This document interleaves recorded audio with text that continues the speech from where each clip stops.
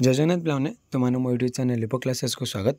आज वीडियो पे जानिए कि भारतीय खगोलशास्त्र बा इंडियन एस्ट्रोनॉमी कौन से विषय आज भल भाव में जाना।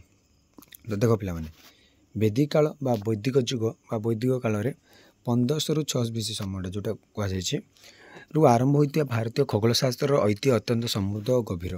तो जो वैदिक माने भारतीय खगोलशास्त्र जो वैदिक जुग आरंभ होता तार ऐतिह्य बहुत समृद्ध और बहुत गभीर। यहाँ ज्ञान और प्रथा द्वारा उन्नत होता है। क्या द्वारा उन्नत होता आमर ज्ञान और जो प्रथा परंपरा अच्छी ताद्वारा भारतीय खगोलशास्त्र कौन उन्नत होता है। ज्योतिष सहित एक चलता मैं ज्योतिष भारतीय ज्योतिष जमी आगू चलता से भाई कौन आगू बढ़ी बढ़ी चली जहाद्वारा समय निर्णय पंजिका प्रणाली और प्राकृतिक घटनावली बुझा जाता जहाँद्वारा आम कौन समय निर्णय करें। पंजिका प्रणाली जो थी आम पंजिका रही प्राकृतिक घटनावली क्यों समय कौन हम से विषय में जापे। श्रेष्ठ भाव में क्लासिक भारतीय खगोलशास्त्र 5-6 शताब्दी प्रभावशाली होता माने कौन 5-6 शताब्दी प्रभावशाली होता। श्रेष्ठ भाव में जो देखा गले क्लासिक भारतीय खगोलशास्त्र माने कौन 5ମ ରୁ 6ଠ शताब्दी भितर से प्रभावशाली होता जो आर्यभट्ट जनाशुना नाम अनेक गुरुत्वपूर्ण कार्य करते जहाँ परवर्ती खगोलशास्त्र अध्ययन को भारत एवं विदेश में प्रभावित करता।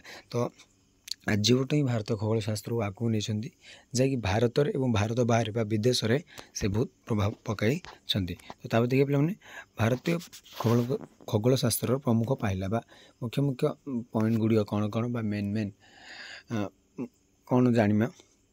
तो प्रथम आसला वैदिक काल वैदिक हिंसा प्रारंभिक खगोलशास्त्र धारणा गुड़ थी जहाँ मुख्यतः सम्मान पूजा व्यवहृत होता। तो मैंने कौन पे जिते आम भारतीय खगोलशास्त्र जानचे इंडियन एस्ट्रोनॉमी से कौन समय निर्णय और पूजा पाठ जो समयटा जानाटा से बहुत इंपोर्टाट था से समय। तो वैदिक काल यार इंपोर्टाट कौन थी ना समय निर्णय और पूजा व्यवहृत होता। तो यहाँ थी भारतीय खगोलशास्त्र गोटे मुख्य कौन तार व्यवहार बा तार गुरुत्व। आसला पंजिका प्रणाली भारतीय खगोलशास्त्र एक लूनी सोलार बा चंद्र सूर्य पंजिका विकास करता।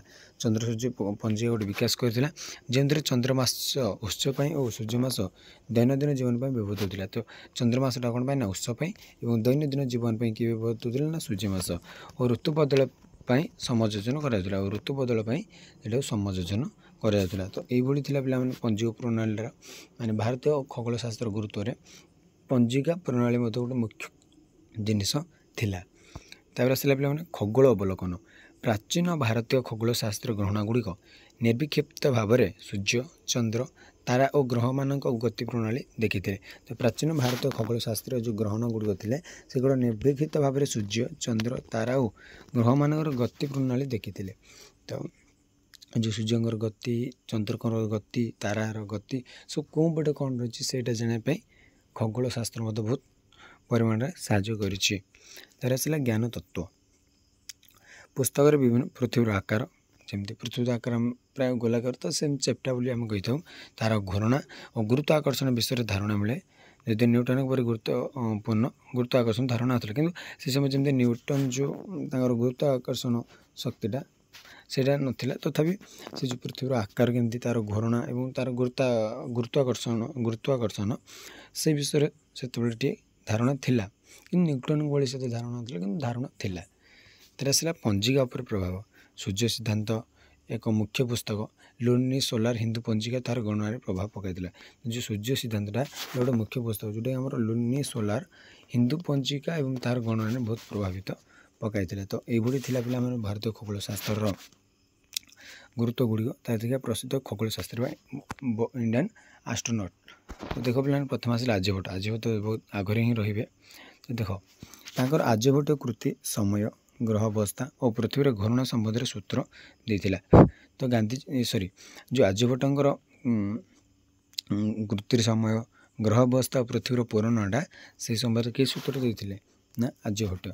तार बराह मिहिर खगोल ज्योतिष शास्त्र पर कार्य करते पंच सिद्धांतर कार्य प्रसिद्ध से जो पंच सिद्धांत निर्णय करते से फेमस बहुत बराह मिहिर। तो जी कि खगोल और ज्योतिष शास्त्र पर कार्य करते। ଆସିଲେ ବ୍ରହ୍ମଗୁପ୍ତ ଆର୍ଯ୍ୟଭଟ୍ଟଙ୍କ କାର୍ଯ୍ୟକୁ ଆଗକୁ ବଢ଼ାଇ ଗଣିତ ଓ ଖଗୋଳଶାସ୍ତ୍ରରେ ମହତ୍ତ୍ୱପୂର୍ଣ୍ଣ ଯୋଗଦାନ କରିଥିଲେ। ତ ବ୍ରହ୍ମଗୁପ୍ତ କ'ଣ ନା ସେ ଆର୍ଯ୍ୟଭଟ୍ଟଙ୍କ କାର୍ଯ୍ୟକୁ ଆଗକୁ ବଢ଼ାଇଥିଲେ, ଗଣିତ ଏବଂ ଖଗୋଳଶାସ୍ତ୍ରରେ ତାଙ୍କର ମହତ୍ତ୍ୱପୂର୍ଣ୍ଣ ଯୋଗଦାନ କରିଥିଲେ। ଏ ଷ୍ଟାର୍ଟ କରିଦେଇଥିଲେ କିନ୍ତୁ ତାଙ୍କ ଆଗକୁ କିଏ ଆମ ଆର୍ଯ୍ୟଭଟ୍ଟ କାମଟାକୁ ଷ୍ଟାର୍ଟ କରିଦେଇଥିଲେ କିନ୍ତୁ ତାଙ୍କୁ ଆଗକୁ ନେଇଥିଲେ କିଏ ନା ବ୍ରହ୍ମଗୁପ୍ତ। ଏଥିରେ ଆସିଲା ରାଶି ଓ ନକ୍ଷତ୍ର। ରାଶିଚକ୍ର ଓ ନକ୍ଷତ୍ର ଗ୍ରହମାନଙ୍କ ଅବସ୍ଥା ଓ ଚନ୍ଦ୍ରଚକ୍ର ବୁଝିବା ପାଇଁ ବ୍ୟବହୃତ ହୁଏ। ତ ରାଶିଚକ୍ର ଏବଂ ନକ୍ଷତ୍ର ମାଧ୍ୟମରେ ଆମେ ଗ୍ରହମାନଙ୍କର ଅବସ୍ଥା ଏବଂ ତାଙ୍କର ଚନ୍ଦ୍ରଚକ୍ର ବୁଝିବା ପାଇଁ ସେଇଟା ଆମର ବ୍ୟବହୃତ ହୋଇଥାଏ।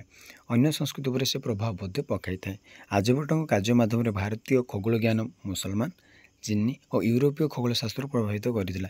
ତ ଆମର ଯେଉଁ ଭାରତୀୟ ଖଗୋଳ ଜ୍ଞାନ ରହିଛି ସେ କ'ଣ ନା ମୁସଲମାନ, ଚୀନୀ ଏବଂ ୟୁରୋପୀୟ, ମାନେ ଯେମିତି ଆମେ କହିପାରିବା ମୁସଲମାନ କଣ୍ଟ୍ରି ଗୁଡ଼ିକ। ତ ଆମର ତ ଭାରତ ତ ସେ ଗୋଟେ ଆମେ ରହିଲେ, କିନ୍ତୁ ବାକି ଯେଉଁଠାରେ ଅଧିକ ପପୁଲେସନ୍ ହେଉଛନ୍ତି ଏବଂ ଚୀନର ଲୋକମାନେ ଏବଂ ୟୁରୋପୀୟମାନେ ସେମାନଙ୍କର ଖଗୋଳଶାସ୍ତ୍ର ମଧ୍ୟ ଆମ ଭାରତୀୟ ଖଗୋଳଶାସ୍ତ୍ର କ'ଣ ପ୍ରଭାବିତ କରିଥିଲା। ତା'ର ଆସିଲା ପିଲାମାନେ ଆଧୁନିକ ଖଗୋଳଶାସ୍ତ୍ର। ଆଧୁନିକ ଭାରତୀୟ ଖଗୋଳଶାସ୍ତ୍ରକୁ ଭାରତୀୟ ଖଗୋଳ ଦର୍ଶନାଳୟ ଓ ଭାରତୀୟ ଜାତୀୟ ଖଗୋଳ ଅଲିମ୍ପିଆଡ଼ ଦ୍ୱାରା ପ୍ରତିନିଧିତ୍ୱ କରାଯାଉଛି। କିନ୍ତୁ ବର୍ତ୍ତମାନ ମଧ୍ୟ ଖଗୋଳଶାସ୍ତ୍ରକୁ ଆମ ଭାରତରେ ଆଗକୁ ନେବାରେ ଲକ୍ଷ୍ୟ ରଖାଯାଇଛି, ଯାହାଫଳରେ କି କ'ଣ ଆମେ ଆଗକୁ ଯାଇପାରିବା, ମାନେ ଖଗୋଳଶାସ୍ତ୍ର ଆମେ ଆଗକୁ ଯାଇପାରିବା ଏବଂ ଆଗକୁ ମଧ୍ୟ ଆମର ବିକାଶ ଲାଭ ଚାଲିଛି। ତାପରେ ଦେଖିବା ପିଲାମାନେ ଆକାଶୀୟ ସମନ୍ୱୟ ପ୍ରଣାଳୀ ବା ସେଲେଷ୍ଟିଆଲ କୋଅର୍ଡ଼ିନେଟ୍ ସିଷ୍ଟମ୍। ଆକାଶୀୟ ସମନ୍ୱୟ ପ୍ରଣାଳୀ ଗୁଡ଼ିକ ଆକାଶରେ ଥିବା ବସ୍ତୁମାନର ସ୍ଥାନ ନିର୍ଣ୍ଣୟ କରିବା ପାଇଁ ବ୍ୟବହୃତ ଏକ ଢାଞ୍ଚା।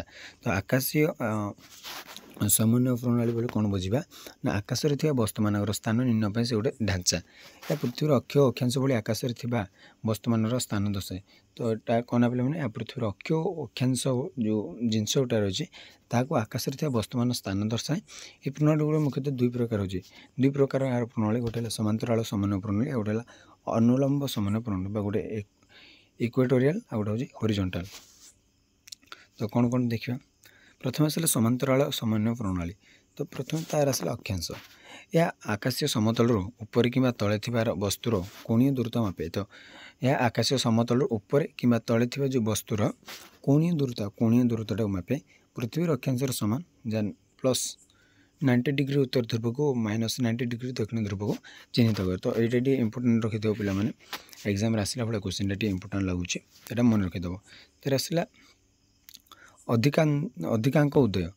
ଏହା ଆକାଶୀୟ ସମତଳ ଏକ ନିର୍ଦ୍ଦିଷ୍ଟ ସମୟ ଦ୍ୱାରା ଆରମ୍ଭ କରି ବସ୍ତୁର ଆଗକୁ ଚାଲିଥିବା କୋଣୀୟ ଦୂରତାକୁ ମାପେ। ତ ଏଇଟା କ'ଣ ଆକାଶୀୟ ସମତଳରେ ଯେଉଁ ଗୋଟେ ନିର୍ଦ୍ଦିଷ୍ଟ ସମୟ ଦ୍ୱାରା ଏଇଟା ଆରମ୍ଭ ହୁଏ ତା ସହ ବସ୍ତୁର ଆଗକୁ ଚାଲିଥିବା କୋଣୀୟ ଦୂରତାକୁ ମାପିଥାଏ। ଏହା ସମୟରେ ଘଣ୍ଟା, ମିନିଟ୍ ଓ ସେକେଣ୍ଡରେ ମାପାଯାଏ, ଯେଉଁଥିରେ ପୂର୍ଣ୍ଣଚକ୍ର 24 ଘଣ୍ଟାରେ ହୁଏ। ତ କ'ଣ କହିଲେ ପିଲାମାନେ, ଏହା ଆକାଶୀୟ ସମତଳରେ ଗୋଟେ ନିର୍ଦ୍ଦିଷ୍ଟ ସମୟ ଦ୍ୱାରା ଆରମ୍ଭ କରି ବସ୍ତୁର ଆଗକୁ ଚାଲିଥିବା କୋଣୀୟ ଦୂରତାଟାକୁ ସେ ମାପିଥାଏ। ଏହା ସମୟରେ ଘଣ୍ଟା, ମିନିଟ୍ ଓ ସେକେଣ୍ଡରେ ମପାଯାଏ, ଯେଉଁଥିରେ ପୂର୍ଣ୍ଣଚକ୍ର 24 ଘଣ୍ଟାରେ ହୋଇଥାଏ। ତ ଏଇଭଳି ଥିଲା ପିଲାମାନେ ଆମର କ'ଣ ସମାନ୍ତରାଳ ସମାନ୍ତରାଳ ସମନ୍ୱୟ ପ୍ରଣାଳୀ। ତା'ର ବିଶେଷତା କ'ଣ, ସେ ଆକାଶୀୟ ସମତଳ ପୃଥିବୀର ସମତଳ ପ୍ରତ୍ୟେକ୍ଷେପଣ। ତ ଆକାଶୀୟ ସମତଳ ଏବଂ ପୃଥିବୀର ସମତଳ ସେ ହେଉଛି ପ୍ରକ୍ଷେପଣ। ଉତ୍ତର ଓ ଦକ୍ଷିଣ ଧ୍ରୁବ ପୃଥିବୀର ଉତ୍ତର ଓ ଦକ୍ଷିଣ ଧ୍ରୁବର ପ୍ରକ୍ଷେପଣ। ତା ସହିତ ଅଧିକାଙ୍କ ଉଦୟ ଓ ଅକ୍ଷାଂଶ ସ୍ଥାନୀୟ ଦର୍ଶକଙ୍କର ସ୍ଥାନ ସମୟରୁ ସ୍ୱତନ୍ତ୍ର। ତ ଏଇ ତିନୋଟି ଥିଲା ତା'ର ମୁଖ୍ୟ ବିଶେଷତ୍ୱ। ତ ସମାନ୍ତରାଳ ସମନ୍ୱୟ ପ୍ରଣାଳୀ ପରେ ଆମେ ଦେଖିବା ଅନୁଲମ୍ବ ସମନ୍ୱୟ ପ୍ରଣାଳୀ। ତ ତା'ର ପ୍ରଥମେ ଆସିଲା ଉଚ୍ଚତା। ଏହା ଆକାଶରେ ଦର୍ଶକଙ୍କର ନିକଟତମ ହରିଜନ୍ ଠାରୁ ବସ୍ତୁର କୋଣୀୟ ଦୂରତାକୁ ମାପେ, ଯାହା 0 ଡିଗ୍ରୀ ହରିଜନ୍ରୁ ଓ 90 ଡିଗ୍ରୀ ଜେନିଥରେ ହୁଏ। ତ ଯେଉଁ ଉଚ୍ଚତାଟା ବା ତା'ର ଆଲ୍ଟିଟ୍ୟୁଡ଼୍ଟା ଯେଉଁ ଆମେ କହୁଛେ ଅଲ୍ଟିଟ୍ୟୁଡ଼୍, ଆକାଶରେ ଦର୍ଶକମାନଙ୍କ ନିକଟତମ ହରିଜନ୍ ଠାରୁ ବସ୍ତୁର କୋଣୀୟ ଦୂରତା ମାପେ। ବସ୍ତୁର କୋଣୀୟ ଦୂରତାଟାକୁ ହିଁ ମାପିଥାଏ, ଯାହା 0 ଡିଗ୍ରୀ ହରିଜଣ୍ଟାଲ ବା ହରିଜନ୍ରୁ 90 ଡିଗ୍ରୀ ଜେନିଥରେ ସେ ହୁଏ। ଏଇଟା ଆସିଲା ଆଜିମୁଥ୍। ଏହା ହରିଜନ୍ ଉତ୍ତର 0 ଡିଗ୍ରୀରୁ ପୂର୍ବ 90 ଡିଗ୍ରୀ, ଦକ୍ଷିଣ 180 ଡିଗ୍ରୀ ଏବଂ ପଶ୍ଚିମ 270 ଡିଗ୍ରୀ ପର୍ଯ୍ୟନ୍ତ ମପାଯାଏ। ତ ଏଇ ଦୁଇଟା ଥିଲା ତା'ର ମୁଖ୍ୟ ବିଷୟ। ତ ତାପରେ ଦେଖିବା ପିଲାମାନେ ତା'ର ମୁଖ୍ୟ ବିଶେଷତା କ'ଣ। ଏହି ସମନ୍ୱୟ ପ୍ରଣାଳୀ ଦର୍ଶକଙ୍କର ସ୍ଥାନ ଓ ସମୟ ଉପରେ ନିର୍ଭର କରେ। ତା ସହିତ ହରିଜନ୍ ହେଉଛି ଆକାଶ ଓ ପୃଥିବୀର ଦୃଶ୍ୟମାନ ଗୋଟେ ସୀମା। ଏଇଟା ଆମେ ଦେଖିପାରୁଥିବା ଗୋଟେ ସୀମା। ତ ସେମିତି ତା'ର ଆସିଲା ଅନ୍ୟାନ୍ୟ ସମନ୍ୱୟ ପ୍ରଣାଳୀ ଗୁଡ଼ିକ। ତା'ପରେ ଆସିଲା କ'ଣ ଏକ୍ଲିପ୍ଟିକ୍ ସମନ୍ୱୟ ପ୍ରଣାଳୀ। ଏକ୍ଲିପ୍ଟିକ୍ ସମନ୍ୱୟ ପ୍ରଣାଳୀ ଏହା ପୃଥିବୀର ସୂର୍ଯ୍ୟ ଚାରିପାଖରେ ଘୂର୍ଣ୍ଣନ କ୍ଷେତ୍ରକୁ ମୂଳଧାରା ଭାବେ ବ୍ୟବହାର କରେ। ଏହାର ମୁଖ୍ୟ ସମନ୍ୱୟ ହେଉଛି ଏକ୍ଲିପ୍ଟିକ୍ ଲମ୍ବାଇ ଓ ଏକ୍ଲିପ୍ଟିକ୍ ଅକ୍ଷାଂଶ। ତ ଲଙ୍ଗିଟ୍ୟୁଡ଼ ଏବଂ ଲାଟିଟ୍ୟୁଡ଼ ତ ତା'ର ଲମ୍ବାଇ ଏବଂ ଅକ୍ଷାଂଶଟାକୁ ସମନ୍ୱୟ କରିଥାଏ। ତ ତାପରେ ଆସିଲା ଗ୍ୟାଲେକ୍ଟିକ୍ ସମନ୍ୱୟ ପ୍ରଣାଳୀ। ଏହା ଗ୍ୟାଲେକ୍ଟିକ୍ ପ୍ଲେନ୍ରେ ଥିବା ବସ୍ତୁମାନଙ୍କର ସ୍ଥାନ ନିର୍ଣ୍ଣୟ କରିବାକୁ ବ୍ୟବହୃତ ହୋଇଥାଏ। ତାର ଆସିଲା କ'ଣ ନା ପିଲାମାନେ ପ୍ରିସେସନ୍ କ'ଣ ଦେଖିଦେବା। ପୃଥିବୀର ଅକ୍ଷ ଧୀରେ ଧୀରେ ଘୂର୍ଣ୍ଣନ କରୁଛି, ଯାହାକୁ ପ୍ରିପେସନ୍ କୁହାଯାଏ। ତ ପୃଥିବୀ ଯେଉଁ ଧୀରେ ଧୀରେ ଘୂର୍ଣ୍ଣନ କରୁଛି ପୃଥିବୀର ଅକ୍ଷ, ତାକୁ ଆମେ କହିବା ପ୍ରିସେସନ୍। ଏହି ପ୍ରକ୍ରିୟା ପ୍ରାୟ 26,000 ବର୍ଷରେ ଏକ ପୂର୍ଣ୍ଣ ଚକ୍ର ପୂରଣ କରେ, ମାନେ 26,000 ବର୍ଷ ପରେ ସେ ଗୋଟେ ପୂର୍ଣ୍ଣ ଚକ୍ର ବୋହିବ। ଏହାର ଫଳସ୍ୱରୂପ ଆକାଶୀ ସମନ୍ୱୟ ସୂତ୍ର ଗୁଡ଼ିକ ସମୟ ସହିତ ସ୍ଥାନାନ୍ତର ହୁଏ, ଯାହାକୁ ଧ୍ୟାନ ରଖି ଷ୍ଟାର କ୍ୟାଟାଲଗ ଓ ଆକାଶୀୟ ସଫ୍ଟୱେର୍ ସମୟ ସମୟରେ ଅତ୍ୟାଧିତ କରାଯିବା ଆବଶ୍ୟକ।